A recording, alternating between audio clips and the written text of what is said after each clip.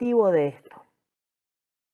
Realizar primero un correcto diagnóstico clínico y radiográfico para indicar la exodoncia de un diente primario, empleando las técnicas específicas para cada caso.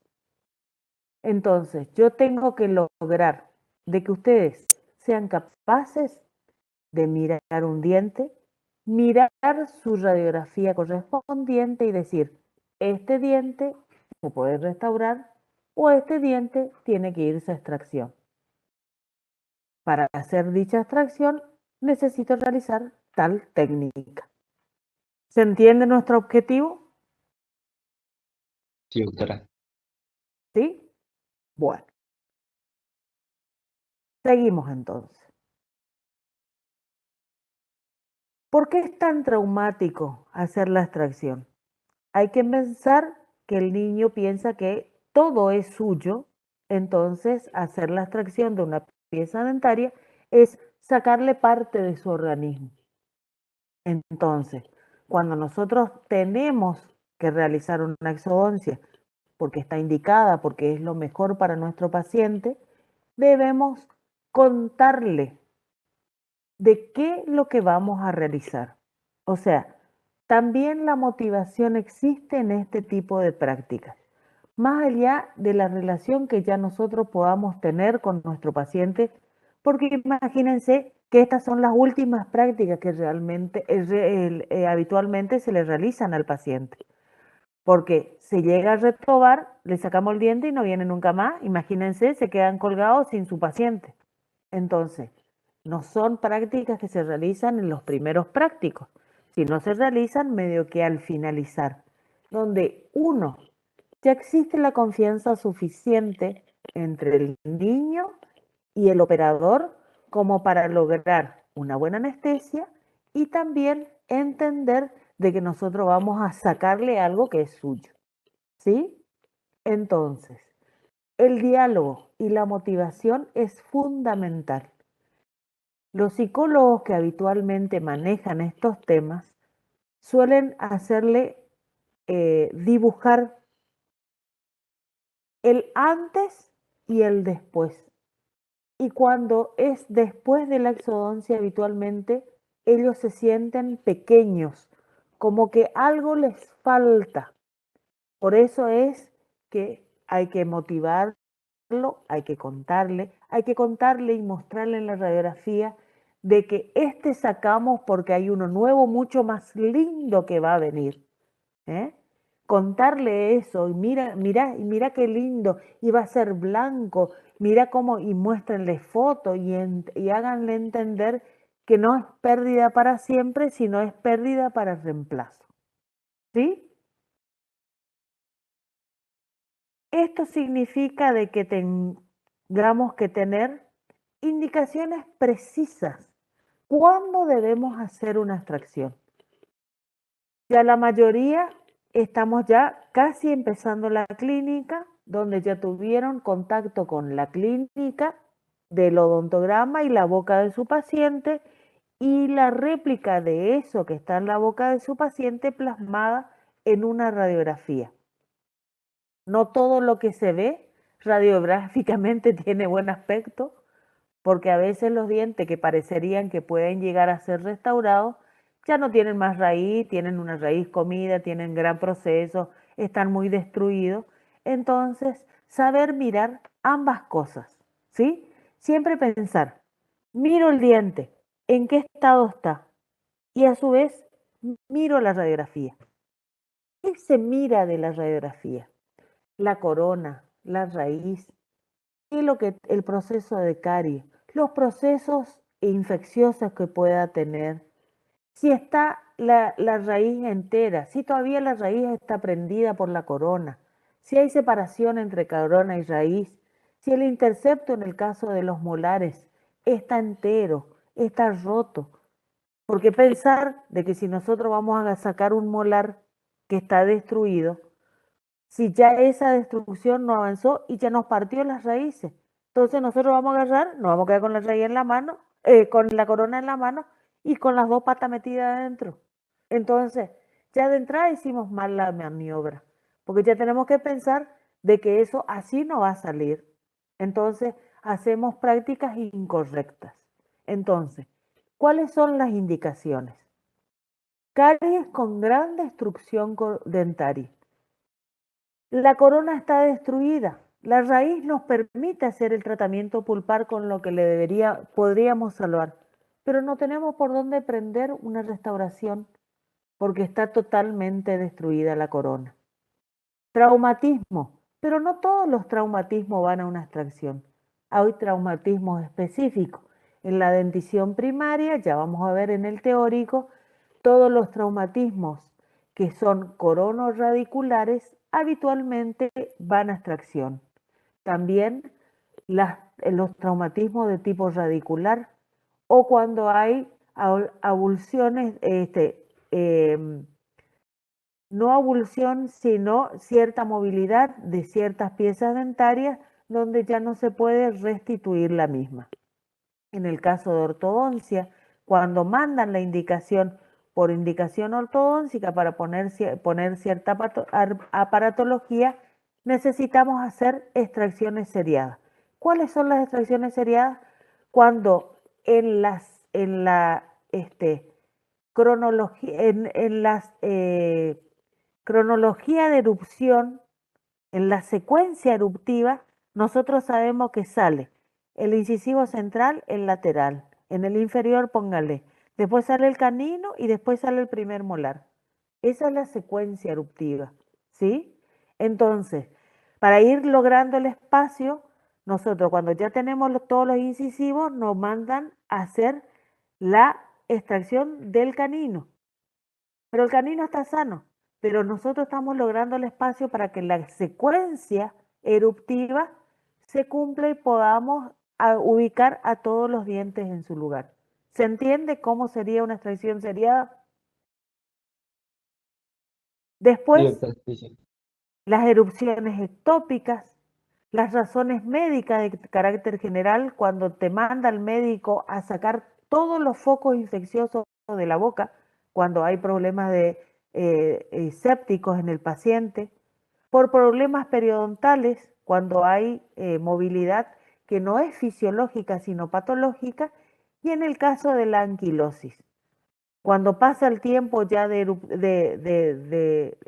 periodo de foliación de la pieza dentaria, como que nadie le comió la raíz para que haga el proceso de movilidad y caiga la pieza dentaria, se va reforzando y se va haciendo una anquilosis, que es la transformación del cemento en hueso y queda fijo en el hueso.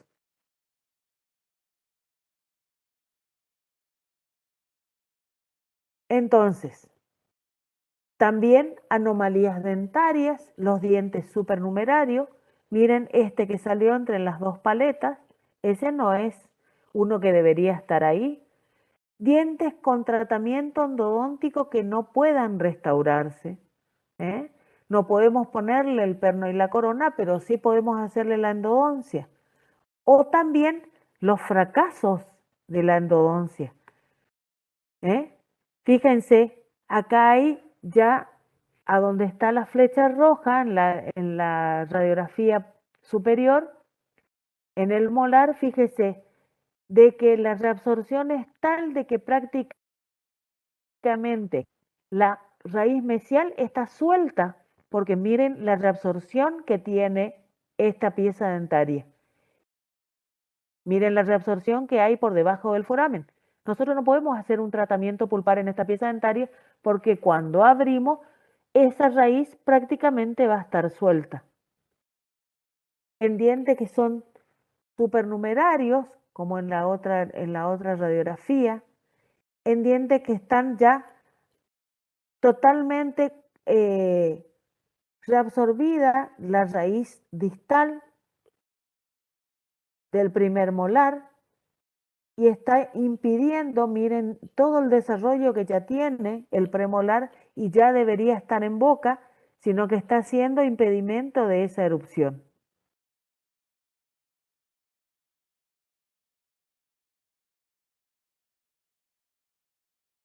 Qué pelea esto.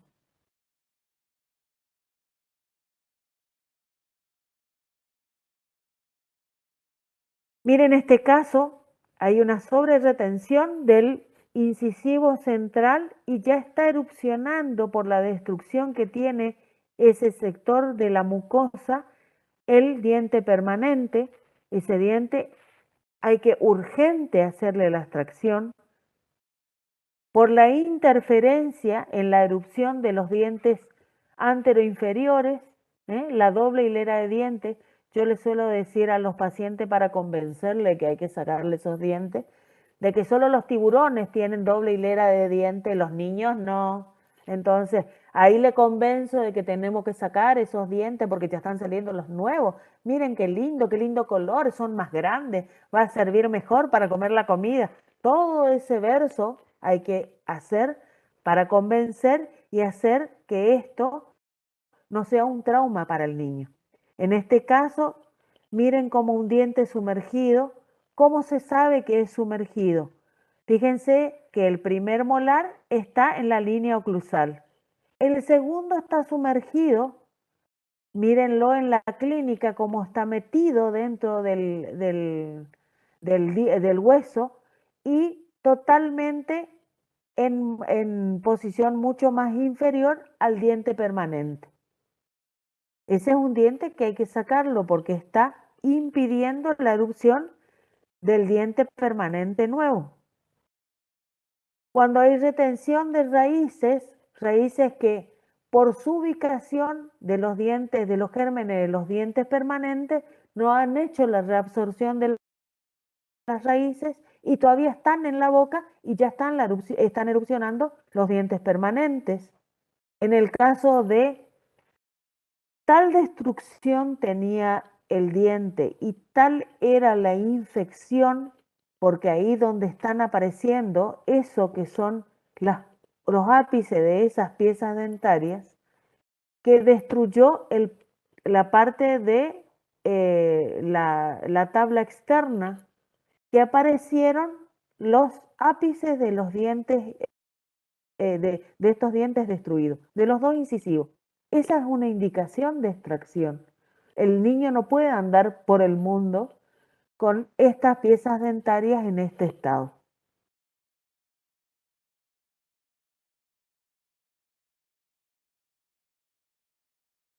En este caso es un traumatismo, hay una extrusión con reabsorción radicular. Fíjense que en la radiografía, lógicamente este diente no llegó a avulsionar del todo, no salió del todo, sino tuvo una extrusión de la pieza dentaria. Salió parte del diente de su alveolo, pero también provocó reabsorción radicular. Este diente tiene la indicación de la extracción para evitar que el permanente sufra alguna alteración. También en este caso hay una fractura corona radicular. Miren la clínica, miren la radiografía, no hay posibilidad de restablecer con algún tipo de tratamiento pulpar este diente porque el nivel de la fractura está por encima del borde libre de la encía, entonces no podemos lograr un cierre total de esto y a la larga va a terminar reabsorbiéndose. Entonces, se hace en tiempo y a propósito y cuando conviene, porque conviene hacerle mejor la extracción que evitar una infección de la pieza primaria que altere el diente permanente. Una extracción prematura se realiza antes de tiempo. En el caso de, fíjense dónde está la flecha, un primer molar donde el premolar no tiene el desarrollo suficiente como ya estar en boca, pero por alguna alteración a nivel seguramente de caries o algún proceso, ya perdió su raíz y se debe hacer la exodoncia. Esa es entonces una extracción prematura. Una extracción tardía después del tiempo oportuno conveniente para un fin. Ya salió el diente permanente, ya debemos hacer la extracción del diente primario, en caso de los dientes ectópicos. Estas son extracciones de forma tardía porque ya debería haber hecho la exfoliación de esas piezas dentarias en forma natural, porque teóricamente el diente permanente reabsorbe las raíces para asomar su corona en la boca.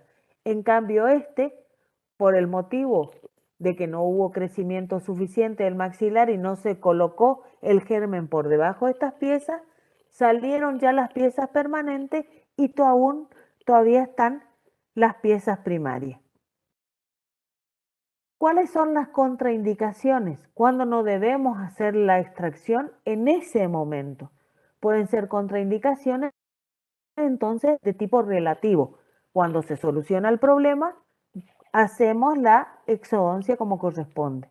Infecciones agudas de la encía, cualquier tipo de gingivitis aguda, ya tipo de la necrotizante, de la marginal crónica, de la úlcero necrotizante que lleva a un estado en que la boca está con otro proceso que no es no es oportuno hacerla, en la gingivostomatitis herpética, en las discrasias sanguíneas. No significa de que el paciente tenga una indicación de exodoncia y no pueda realizarse nunca, sino que debemos consultar con el médico tratante, lograr que se estabilice el paciente. El médico nos dice, ahora sí se puede, nos dice la indicación de forma escrita, se adjunta la historia clínica y ahí se hace la extracción. En caso de las leucemias, también por el mismo tema, porque son pacientes que están con no los valores normales para que nosotros hagamos una intervención, afecciones hemorragíparas, contarle, preguntarle si se corta, coagula rápido. Algunas veces nosotros somos el alerta al haber provocado una exodoncia que no cicatriza de que este paciente está con algún tipo de alteración. Deficiencia del sistema inmunitario, saber de que este tipo de lesiones puede provocar en el sistema inmunitario, que es nuestro aliado para la cicatrización, tener algún tipo de alteración, enfermedades cardíacas, diabetes mellitus juvenil. Siempre que esté controlado el paciente, podemos llegar a realizarla. Mientras que nosotros sepamos que el paciente tiene algún tipo de estas alteraciones, hasta que no tengamos el consentimiento del médico tratante de forma escrita, no podemos realizarla. Hago mucho hincapié en esto porque acuérdense de que pueden meter la pata y pueden comerse un dolor de cabeza grande si llegan a realizarlo. Perdón por la insistencia.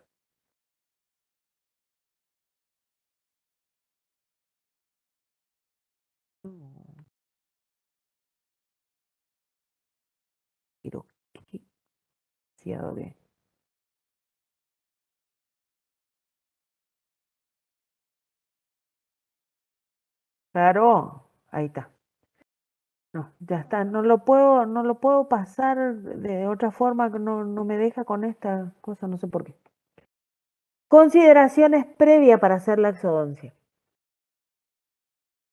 Volvemos a la misma, confección de una historia clínica adecuada, consentimiento escrito e informado es fundamental, valoración clínico médico dental preoperatorio, volvemos siempre al mismo tema, valoración radiográfica, mirar qué es lo que estamos por sacar, qué cantidad de diente hay, qué hueso hay alrededor, a dónde está el germen, si no anda cerca, si no vamos a llevar un susto, que nos vamos a llevar el germen metido entre las raíces, que pasó, a nosotros nos pasó una vez.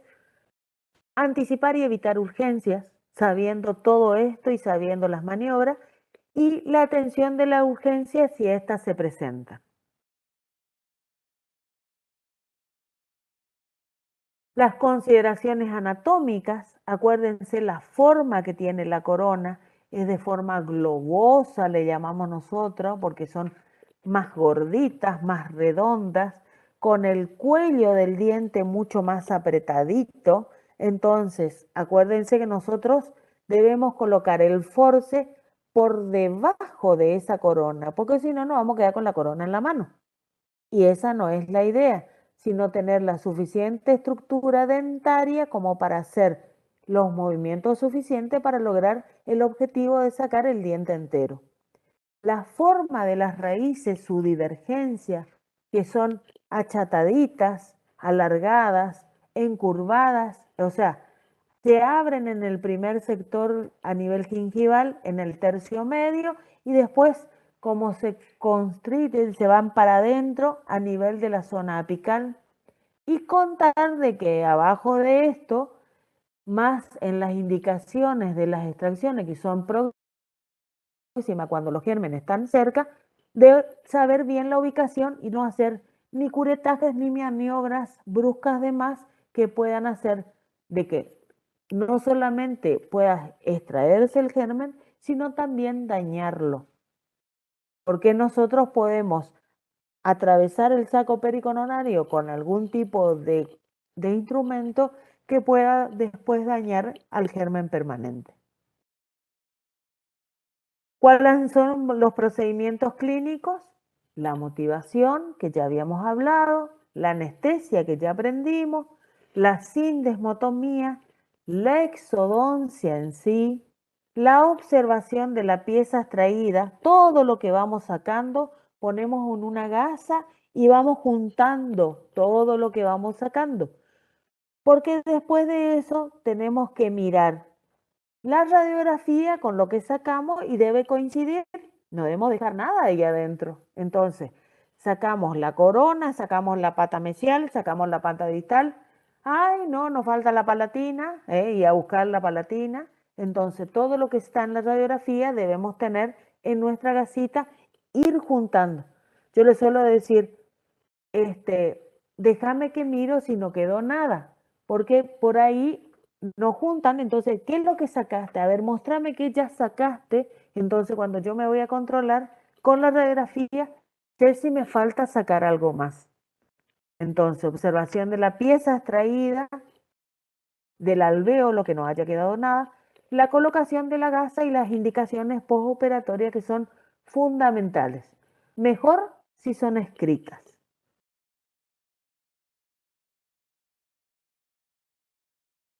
Instrumental necesario: el force adecuado para el tamaño de los dientes a extraer.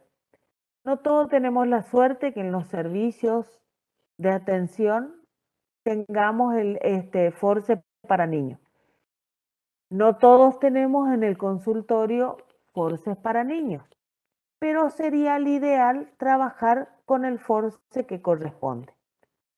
Los elevadores utilizados muy pocas veces, siempre los más pequeños, los de menor porte, y sobre todo la parte activa, la menor, del menor tamaño posible, sabiendo que estamos en dientes mucho más pequeños que con los dientes permanentes.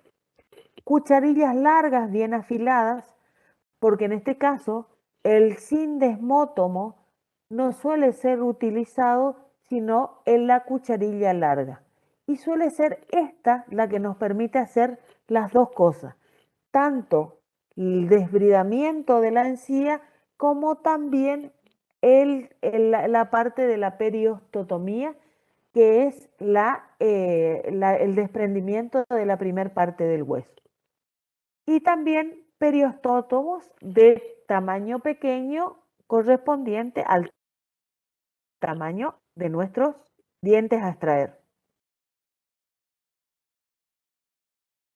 Armamos la mesa entonces. Con la radiografía tenemos la anestesia tópica, el anestubo, la aguja corta, todo el instrumental de inspección, las cucharillas, nuestro sindesmótomo y el force correspondiente a la pieza dentaria a extraer.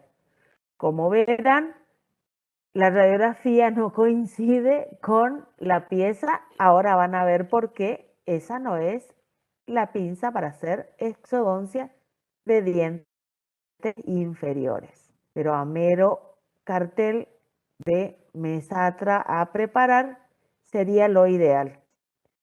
Siempre que vamos a hacer la extracción, Nos vamos, buscamos ya el force y tenemos todo preparado.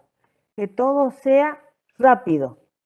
Entonces, tenemos force para dientes superiores. La mayoría, fíjense que son para dientes permanentes, salvo el primero, el más cortito, que por su tamaño se puede esconder en la mano para que no provoque esa pinza, ¿qué pinza me agarraste? ¿Qué? Parece que está por sacar un tornillo en una madera. Entonces la pinza adecuada al tamaño de la boca. Después tenemos la de los dientes inferiores. Dolor de cabeza.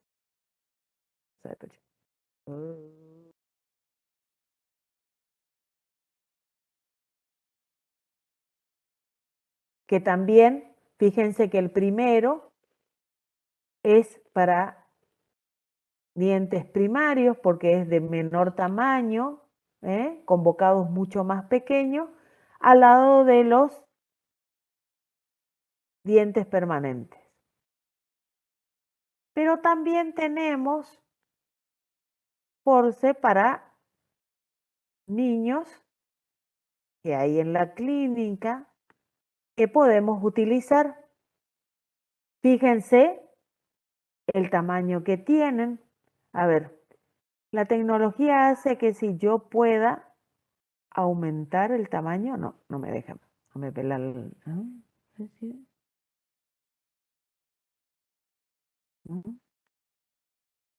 Ahí se ve un poco mejor. Fíjense, para incisivos y para molares. Mango recto y mango angulado, y con la ubicación del dichoso techo de rancho, fíjense, acá estaría. ¿Ustedes ven mi cursor? ¿Ven el cursor cuando yo pongo o no? No, profe, no se ve. No, profe, no se ve. Bueno, fíjense, a donde están solamente los bocados, el que está más afuera, el de incisivos, tiene los bocados rectos, y después están los dos de molares. Ahora cuando veamos la extracción vamos a ver bien cómo son. Pero fíjense que tienen una parte activa del bocado con el techo de rancho que va del lado. ¿De qué lado va el techo de rancho?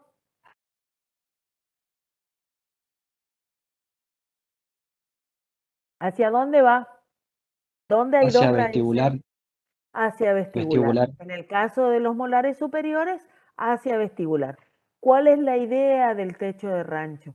Que esa punta aguda esté a la altura del interceptor entre las raíces y nos permita hacer una buena aprehensión, ¿sí?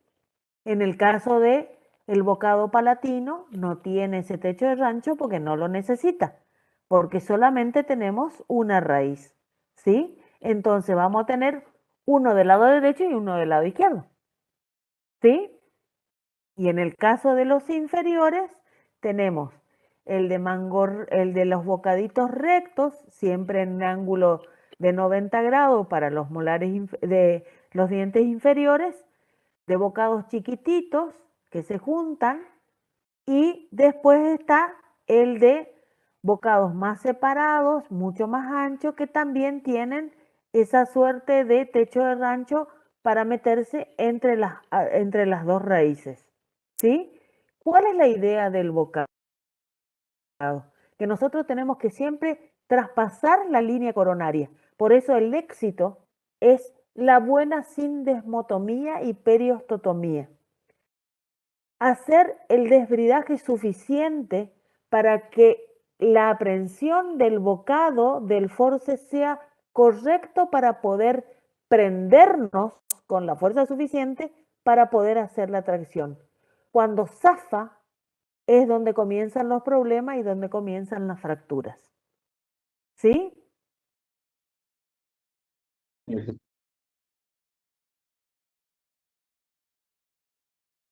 Miren, ahí tenemos el bocado de forma recta como tiene que...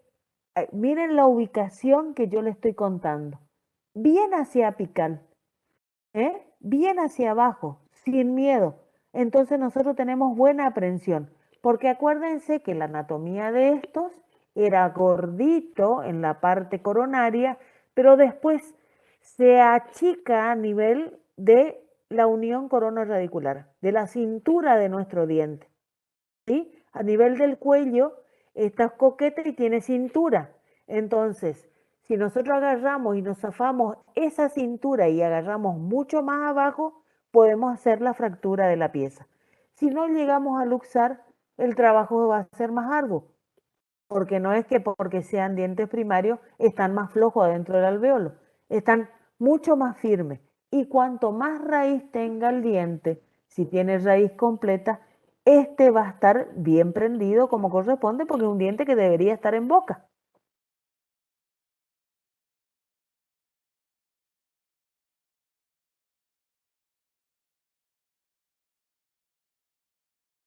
Esto es lo que yo le decía, son de tamaño suficiente de esconderlo en nuestra palma de la mano y tienen esa muesca para ponerle entre los dedos para que nosotros podamos hacer la fuerza y la buena aprensión. ¿Sí? Acá también están los elevadores. Yo diría más bien por ahí, no tanto elevadores, sino por ahí un periostótomo pequeño tiene el mejor efecto que un elevador. Yo soy muy temerosa del elevador porque al estar la parte activa mucho más cerca del mango, la fuerza es mucho mayor. Eso hay que recordar. ¿eh? Acuérdense de que cuanto más cerca esté el mango de la parte activa donde ustedes hacen la fuerza, mayor daño pueden provocar. Cuando está indicado, en buena hora. Ahora vamos a ver dónde está indicado. Entonces, arrancamos con los dientes superiores. Antero superiores, incisivos y caninos. Nuestro force es el número 150. Son dientes unirradiculares, una sola raíz. ¿Cuál va a ser el movimiento? Una buena prensión por debajo de ese cuello. La luxación va a ser la rotación mesiodistal. Acuérdense de que esto no tiene pared chata como para hacer movimientos anteroposteriores, sino es redondito. Entonces agarramos y hacemos movimientos mesiodistales de rotación, ¿sí? En este caso sería así. Lo agarro y lo roto. ¿Se entiende? Sí, doctora. Miren, ¿cómo se vería si nosotros veríamos a través del hueso la ubicación de los gérmenes y la ubicación de las raíces? Si nosotros hacemos movimientos anteroposteriores, ¿qué macana nos vamos a mandar? Vamos a ir a incrustar el ápice. ¿Contra quién? Contra el germen del diente permanente. Hoy le mostraba a uno de los alumnos que me trajo un paciente que tenía lesionado el nivel incisal de los incisivos centrales permanentes, que estuvimos indagando de que había tenido un traumatismo. El daño del saco pericoronario de un diente permanente puede provocar lesiones que se ven clínicamente después en la boca. ¿Sí? Ahí tenemos un caso clínico.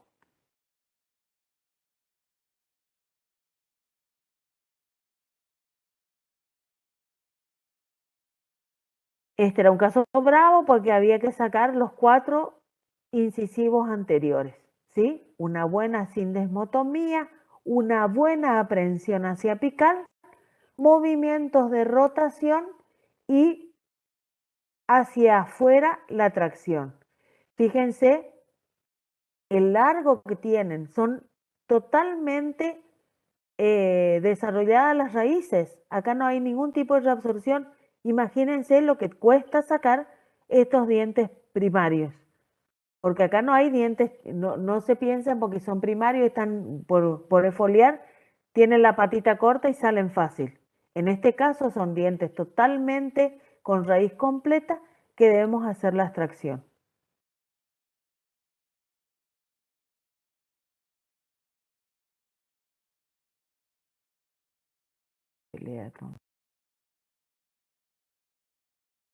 Para los molares superiores, habíamos visto el 150 para los anteriores. Este es el 150S. Ahí están los bocados, las consideraciones de las características anatómicas, la anestesia, la cinemotomía, la colocación del force, 150S, el primer movimiento hacia palatino.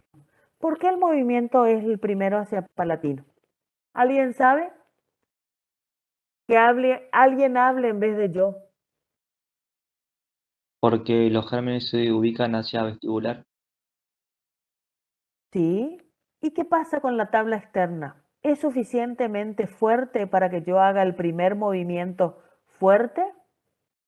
Es más delgada. Es más delgada. Entonces, ¿dónde tenemos más robustez? Hacia la cara palatina. Hacia palatino. Entonces, nuestro primer movimiento, nos prendemos y el primer movimiento como para ir ya haciendo la primer luxación va a ser hacia palatino. Después nos vamos otra vez hacia vestibular, avanzamos un poquito. Volvemos a hacer hacia palatino un poquito más. Acuérdense que tenemos que dilatar suficientemente el hueso para que salga el dichoso diente que miren la raíz que tiene. Fíjense que nosotros tenemos una apertura del tamaño de la corona. Fíjense la raíz que tenemos que sacar.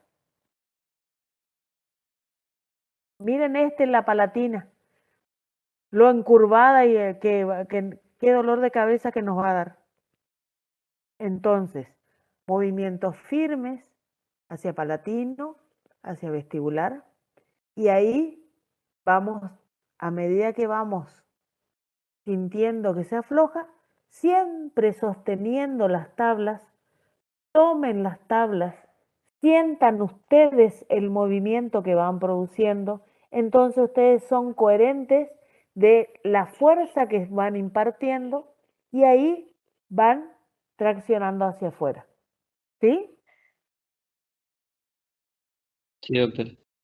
Ahí lo vemos en forma esquemática. La primera hacia palatino, hacia vestibular, hacia palatino, y cuando vemos de que ya hubo dilatación suficiente del hueso, hacemos la tracción hacia abajo, hacia afuera, y lo sacamos al diente.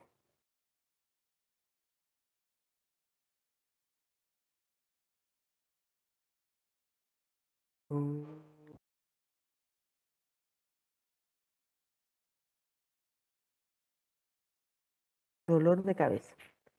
Ahí está posicionado. Ustedes se imaginan que la punta del bocado está metido adentro, abajo de esa encía.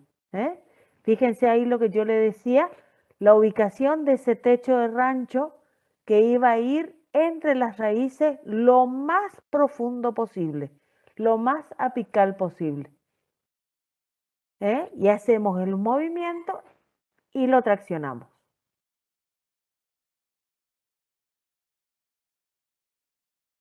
Vamos al sector anteroinferior. ¿Cómo son las raíces? Son raíces de corte elíptico, o sea, redonditas, hacia vestibular del germen, o sea, están por delante del germen. Posición del paciente recto o menor a 45 grados, o sea, más bien sentado hacia adelante. El número del force, 151. Los bocaditos, ustedes se van a dar cuenta, pequeños, rectos, que se juntan en la punta, ¿sí? Prevención, lo más importante, bien hacia apical. Luxación, primero un poquito hacia vestibular y ahí la rotación. Como en el sector anterosuperior, estos tienen que rotar para lograr después realizar la tracción. es un tornillo que se debe sacar. Yo siempre le explico al paciente, yo tomo con los bocados de mi forceps el diente, me prendo, lo giro, lo tracciono. ¿Sí? Sí, sí, doctor. Ahí lo tenemos, ahí estamos bien, cómo son los bocados de nuestro forceps, cómo vamos a tomar la pieza dentaria, cómo lo vamos a girar y lo vamos a traccionar hacia afuera, hacia arriba y hacia afuera. En el caso de los molares inferiores, hay que tener también en cuenta las características anatómicas de sus dos raíces, largas, aplanadas, acintadas, que tienen, acuérdense, más separados a nivel del tercio medio, pero a su vez después vuelven a converger. Los mismos pasos que en lo superior, en algunos casos, por esta ubicación de la forma que tienen esas raíces, se suele hacer el uso de elevadores para separar el diente del alvéolo, para poder luxarlo en una primera parte, y también considerar que en algunos casos, cuando son muy tomadas hacia adentro, muy encurvadas, hacer la odontosección y hacer la exodoncia es más fácil sacar de a uno las raíces que sacar todo un bloque de dos raíces metidas. Siempre ese primer movimiento, en este caso, nuestra tabla fuerte, ¿cuál es? La tabla externa. Entonces el primer movimiento va a ir hacia vestibular, en consideración a la línea oblicua externa que tenía el molar inferior, que era lo que nos daba robustez para poder hacer este primer movimiento. Cuidado con la TM en la expresión ejercida. Siempre tomar la tabla, hacer movimientos firmes, pero despacio. Acuérdense que la TM no está totalmente desarrollada porque son niños todavía pequeños. No está totalmente afianzada en todos sus ligamentos. Ahí tenemos los bocados de nuestro forceps. Este también tiene una pequeña muesca para ubicarse entre las raíces. Miren cómo son estas raíces, que si son muy divergentes está indicada la odontosección. Este es el 151S y los pasos son la prehensión, la luxación en sentido vestíbulo lingual y la tracción. No pensar que también le podemos hacer movimientos mesiodistales, ¿sí? Porque vamos a hacer macana. También debemos pensar que tenemos que hacer una apertura de ese alvéolo suficiente para que pueda salir esa pieza dentaria. Miren qué lindo esquema de si nosotros veríamos el hueso y dónde están ubicadas los gérmenes de los premolares y qué otra cosa más debemos tener en cuenta en estos dientes. ¿Quién anda por acá abajo que nos daba la inervación que les conté yo hoy? El nervio ¿Qué mantenimiento. está por debajo? El conducto El mandibular. del nervio dentario inferior, que en el caso de los molares primarios no llega a su desarrollo, pero si nosotros hacemos maniobras no correctas, en algún caso podemos hacer la lesión si tenemos que hacer la exodoncia de una pieza dentaria permanente. ¿Sí? Fíjense cómo se esconde ese force dentro de la mano para poder hacer la exodoncia.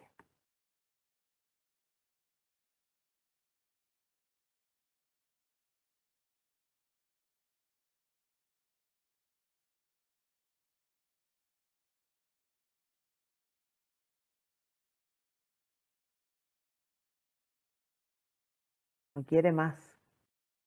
Está retobado como la dueña.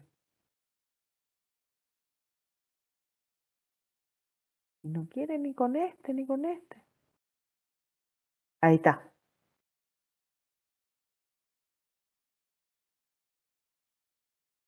En este caso, fíjense que en un diente de tipo anquilosado lo que se hace es marcar en el hueso por medio de una fresa quirúrgica, poder separar el diente de esa cementosis que se produce para provocar la anquilosis, ¿sí?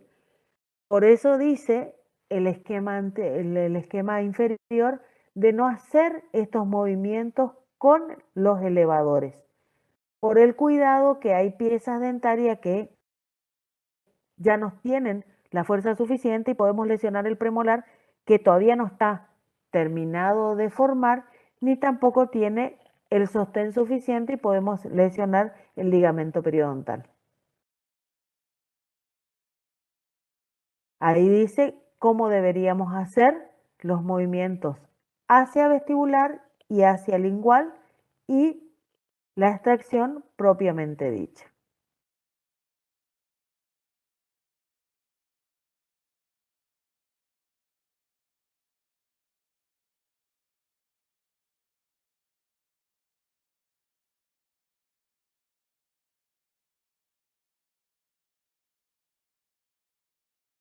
Tardo más en hacer esto. Entonces, ¿cuáles eran los pasos? Una vez sacada la pieza dentaria, observar la pieza dentaria extraída, observar el alveolo, que no haya quedado nada, eliminar todo el resto de huesito que pueda haber quedado, compresión mínima de las tablas. Acuérdense que tuvimos que hacer una ampliación de ese alveolo para poder sacar esta pieza dentaria. Entonces, volvemos a comprimir suavemente con una gasa, volvemos, tomamos las dos tablas y comprimimos. Cerramos un poco la brecha que provocamos.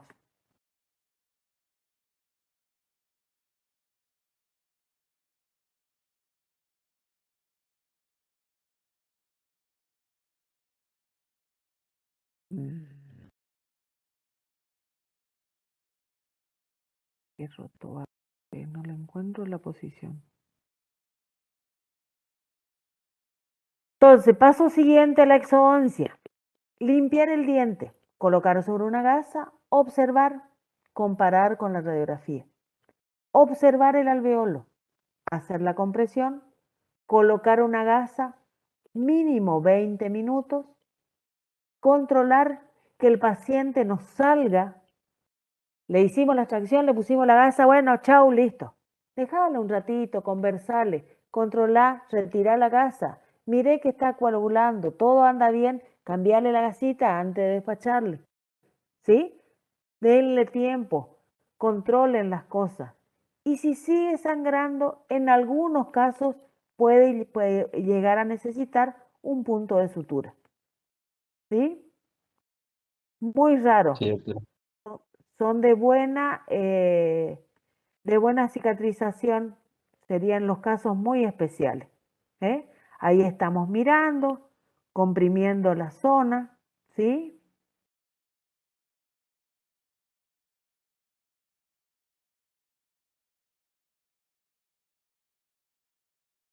Dios, ¿cuándo seremos dos?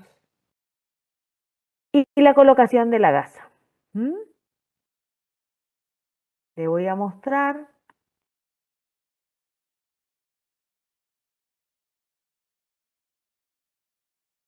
¿Por qué me hace esto? La técnica de odontosección se utiliza en caso en que las raíces de los molares se encuentran sin reabsorción y se corre el riesgo de la eliminación del germen dentario. Ustedes conocen por cirugía la odontosección es partir el diente a la mitad en su sentido de cantidad de raíces que tenga. En el caso de los molares superiores, en una forma de partir las raíces mesial y distal vestibulares y la palatina. O sea, en una suerte de cruz. Y en los inferiores, partir por la mitad, raíz mesial y distal. También se utiliza en caso de dientes anquilosados y en dientes con raíces muy curvadas. Ahí está el anquilosado. Ustedes entiendan de que nosotros queremos ubicar un force y sacarlo a este que está metido entre dos dientes que los encerraron, va a ser imposible. Entonces es más fácil partir el diente por la mitad y sacarlo de a uno.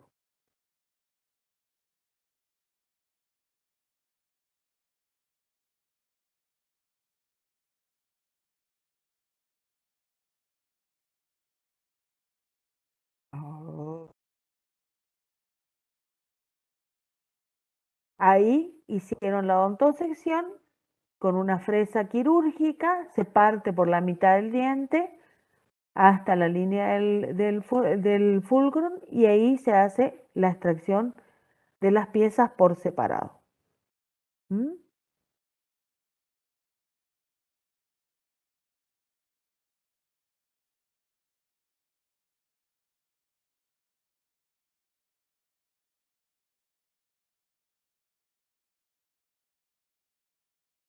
Está la clínica, ahí lo están haciendo, separaron.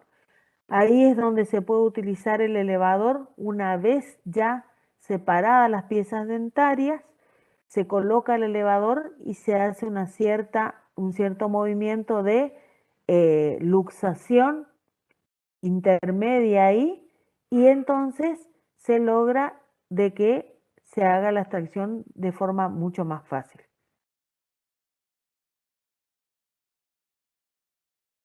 Se ayuda por ahí en la separación entre el alvéolo, porque acuérdense que estos dientes están firmemente ubicados en el hueso, unidos al hueso.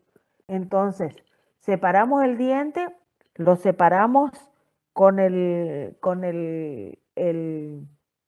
elevador de forma intermedia, pero todavía nos va a faltar separar en el sector mesial y distal contiguo a las piezas dentarias.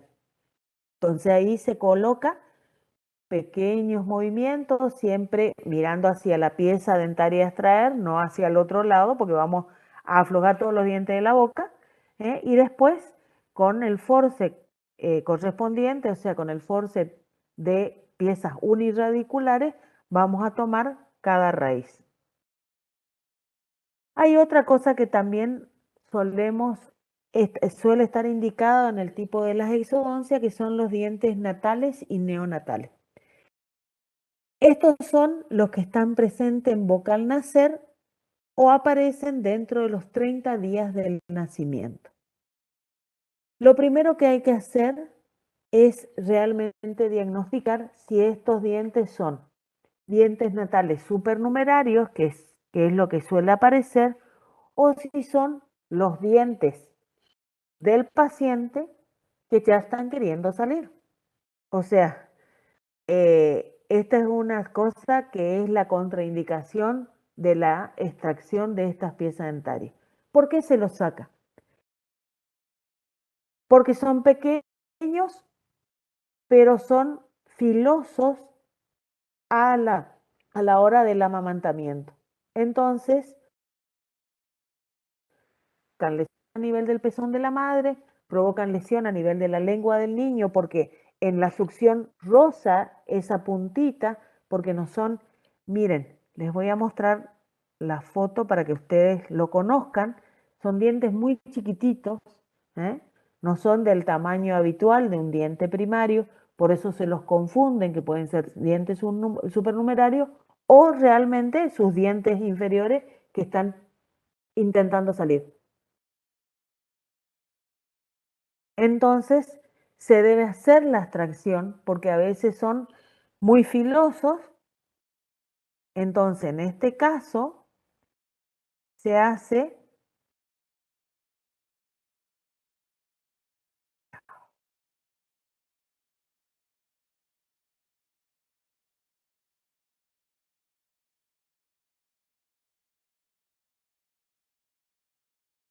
la extracción de esas piezas dentarias. ¿Cómo se hace?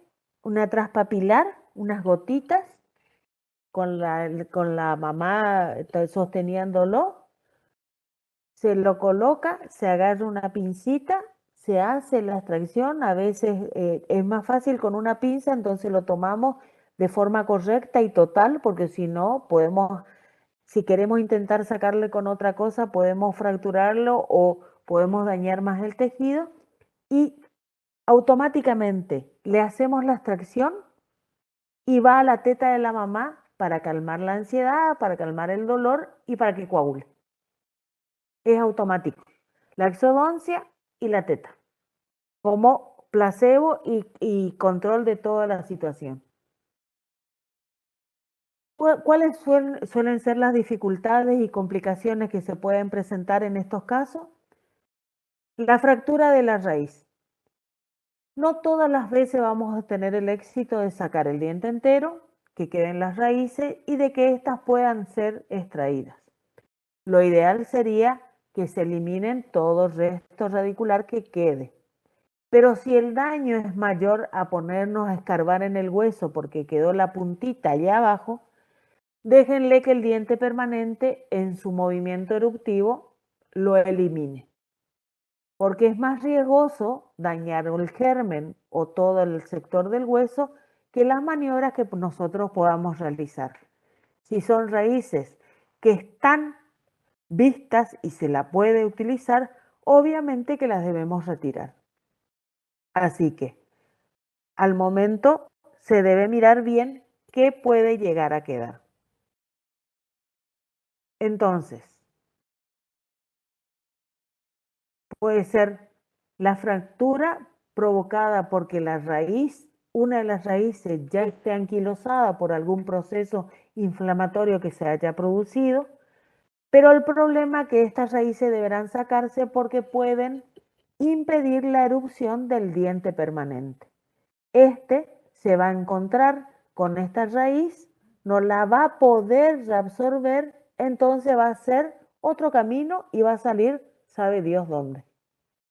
O también pueden pasar de que estas provoquen, ya que no pudo reabsorberse por alguna causa, hacer la erupción ectópica de estas piezas.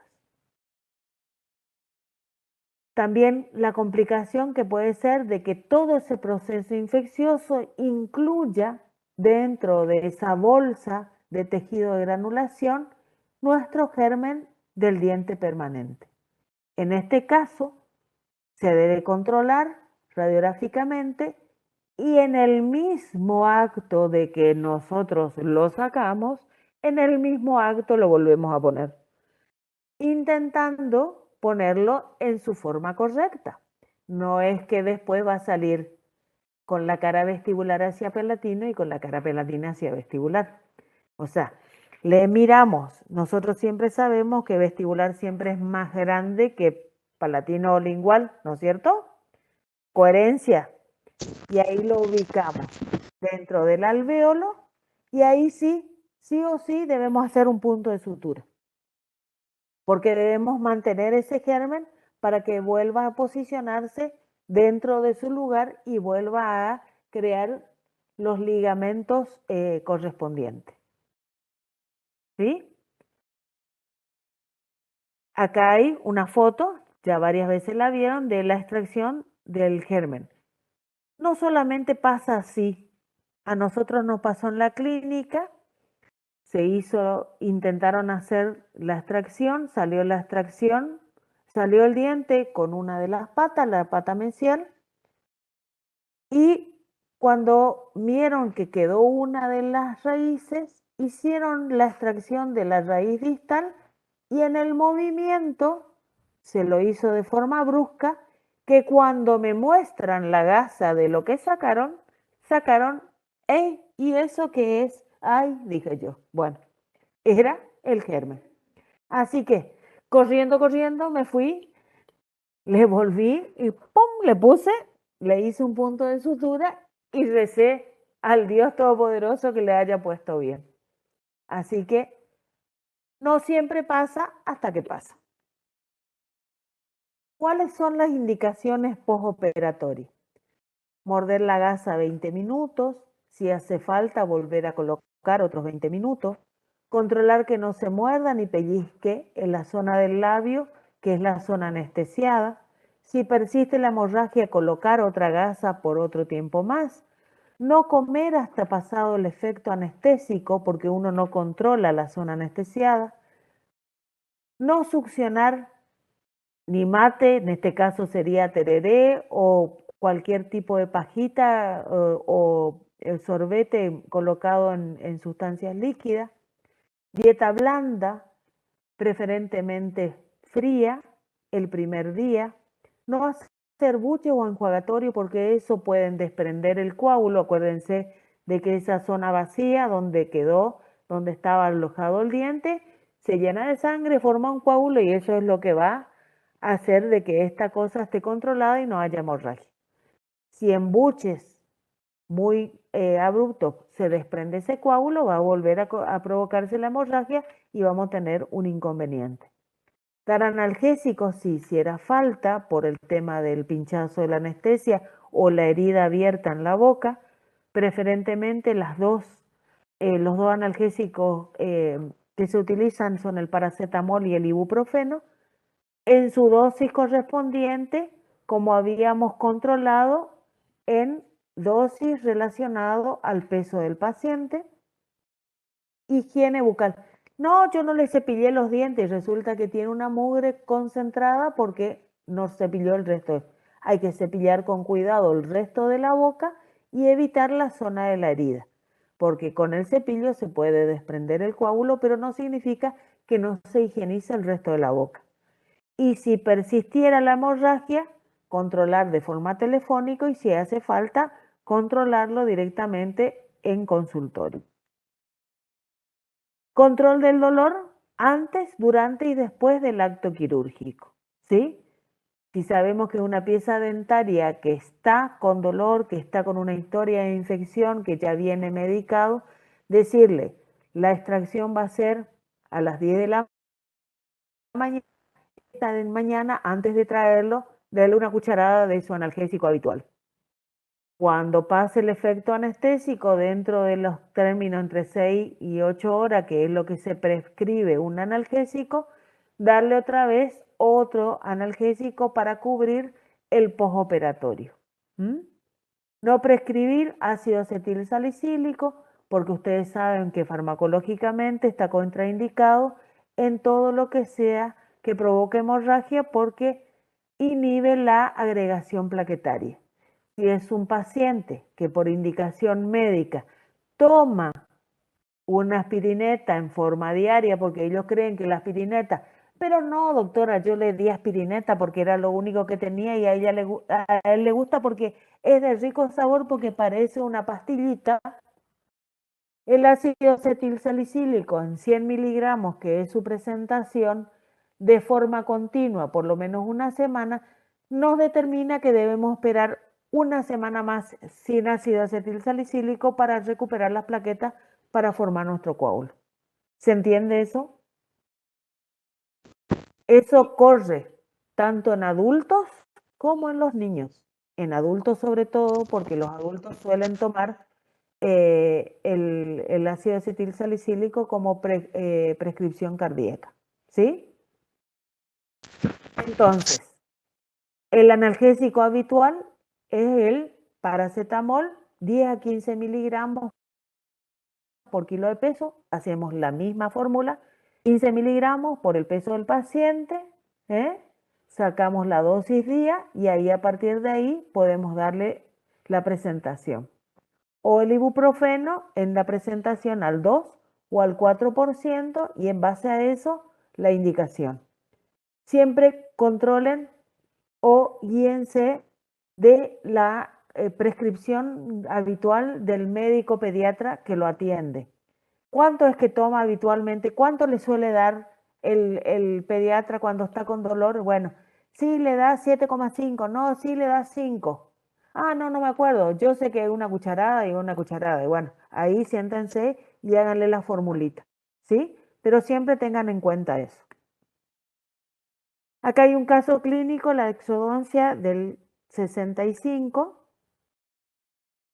Acá por medio de un espejo podemos mirar el sector superior de la boca del paciente. Clínicamente, ¿por qué está indicada esta exodoncia? No podemos hacer la restauración anatómica de la corona del diente. Y radiográficamente tiene gran reabsorción de la parte radicular según la radiografía. ¿Sí? Por eso hacemos la indicación de la exodoncia de esta pieza dentaria.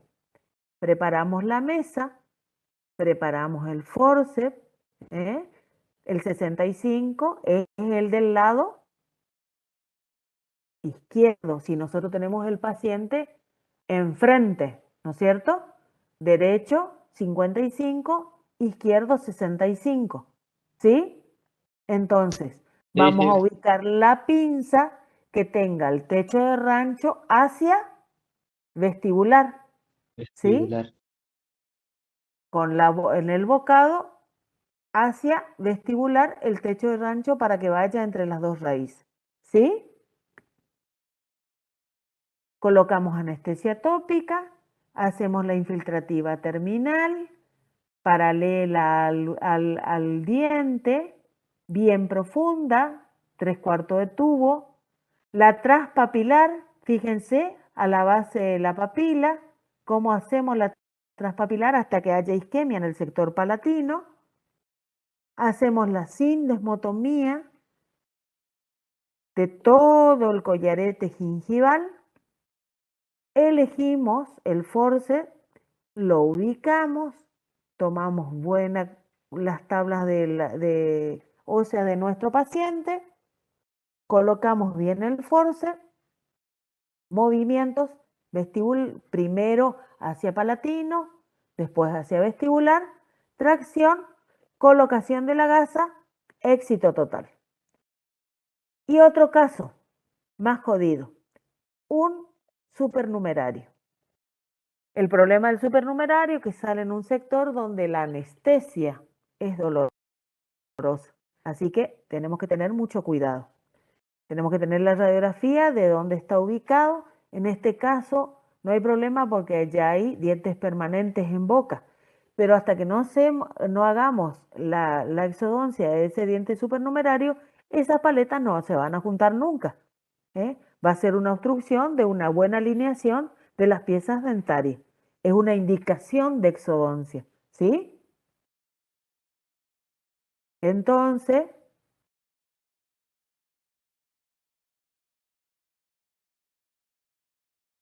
hacemos la anestesia, hacemos la sindesmotomía de toda la pieza, lo tomamos de forma firme. Miren la cara del personaje, era un personaje realmente, asustado de lo que le sacamos, todo eso le sacamos y después feliz con su gasa yéndose para el Ratón Pérez. ¿Sí? Sí, sí. ¿Qué puede pasar entonces el accidente durante la exodoncia? El desplazamiento del germen, la extracción del germen, la fractura radicular o también en algunos casos en ese forcejeo que traguen un pedazo de diente. La aspiración o deglución de esa pieza dentaria. Complicaciones, dolor inmediato, analgésico, paracetamol, hielo intermitente, envuelto siempre esos estuches para conservante, envuelto en una toalla, por si duele, higiene y enjuague suave. Después de 24 horas sospechar en una infección. No suelen ser habituales las alveolitis en los dientes primarios, pero uno nunca sabe con qué se va a encontrar. Inflamación en extracciones complicadas, frío local y antiinflamatorio. Si hay infección, muy rara por la gran vascularización y el mecanismo de defensa salivales, la necesidad de la prescripción de un antibiótico. Si hay hematoma, por la mala inyección del anestésico o por el forcejeo, frío local y antibióticos si es necesario, y en la hemorragia consultar, pero siempre decirle, cuando escupe el paciente, cuando se está comenzando a hacer la contracción del coágulo, va a escupir sangre con saliva. Hay que ver si realmente hay un principio de una hemorragia o está haciendo el proceso de coagulación, ¿sí? ¿Cuál sería el primer paso? Un enjuague de la boca, colocación de la gasa, el tiempo prudencial y al retirar que haya parado. Si no para, la consulta inmediata al profesional. Este es un hematoma producido por una exodoncia complicada. Este es otro traumatismo provocado por el mordisqueo del labio. Y la conclusión. En la práctica odontopediátrica debemos considerar la cirugía como parte de nuestra atención integral. No es el bicho, es algo que debemos saber que debemos hacer.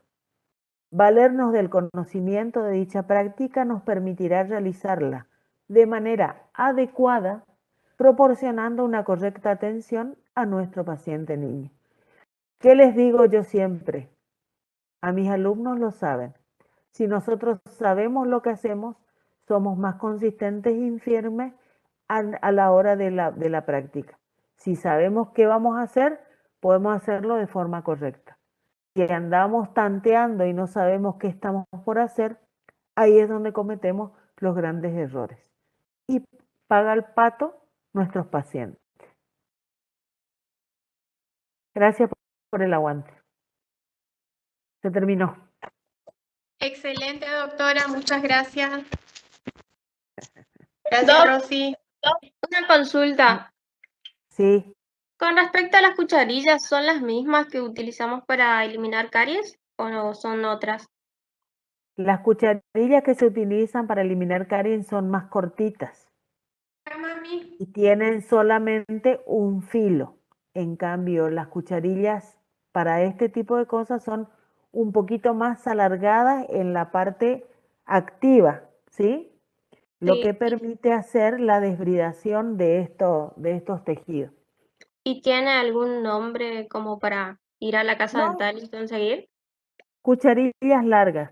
Ah, Y bien. si no, por ahí se hacen, compren los periostótomos chiquitos, porque hay periostótomos de diferentes tamaños. Los más chiquititos, y entonces hacen la acción de la sindesmotomía y la periostotomía juntos, porque por ahí desbridan el tejido gingival, pero no llegan a desbridar la zona del hueso. Y entonces no logramos esa aprehensión bien apical que yo insisto para tomar bien la pieza dentaria. Bien, doc. Gracias. ¿Alguna otra duda? Doctora, decían, en hematoma decía uso de antibióticos si fuera necesario. ¿Cómo actuaría el antibiótico en el hematoma? Cuando el hematoma es un acúmulo de sangre coagulada por debajo del tejido. Cuando por alguna causa el tejido... ¿Cómo? ¿No me escuchaste? No, sí, lo estoy escuchando. Bueno, como está en boca y hay mucho movimiento, ese hematoma se abre, se produce la rotura del tejido que cubre el hematoma.